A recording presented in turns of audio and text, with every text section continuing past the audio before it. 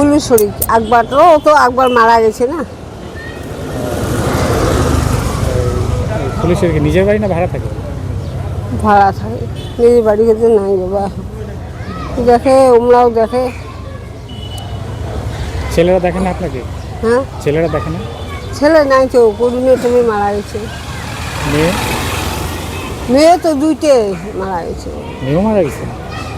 করুণের তবে করুণে আলবার তো করুণে হলো। ছেলেও মারা গেছে, মেয়েও মারা গেছে? হ্যাঁ, কী করবা, হাসপাতালে ভর্তি গেছে, কাকো কয়া আমাকে দেখা দিতে দেয় নেই। সুযোগ সুবিধা পান না সরকার থেকে? দেয় তো, বৃদ্ধ ভাতা দেয় তো হয়। এখন আমি তোমাকে বলি, ও যে আমার স্বামীটার মাথা পাগল আসল না, সব ডকুমেন্ট সম্পূর্ণ পড়া যায়। এখন কোথায় হাতে দিবে, কত দৌড়ে করছি। আপনার নাই, আপনার লাগবে তো। আপনার স্বামী তো মারা গেছে হয়তো না, ও তো সম্পূর্ণ আমার ডকুমেন্ট পড়া দিছে।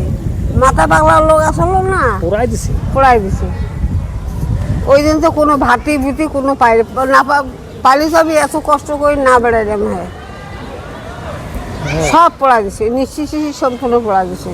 ডকুমেন্টস আপনার সব পুরা দিছে? এখন মাথা খারাপ লোক না, কিচ্ছু নাই, এই ভেবে কতদিন চলবেন? কি করবো, ভগবানের যে এই রাস্তায় ঘাটে দশে ফেলাবে।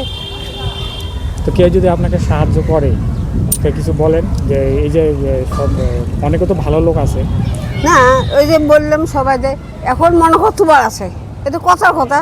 কারণ দেখো বেটা পুত্র নাই, আছে নাই, তা তো ভগবানের উপরে দেখে। এখন আমার তো জিনিসে নাই, তোমাদের বাড়িতে আমি রাজমিস্ত্রি কাজ করছি, তুমি যে আমাকে চেনো। হ্যাঁ, এখন তোমার যদি বৌদি হোক কাকই হোক, কেন লোকের বাড়িতে আগুন ধরে ছেড়ে মাথা পাগল, যার মাথার মধ্যে ছিট আছে না, তাও কোনো করতে পারবে না। পারবে পারবে না। মাথাতে ছিট আছে না? হ্যাঁ, কি নাম আপনার? সরিজন বাবা। আপনার নাম? আপনার নাম?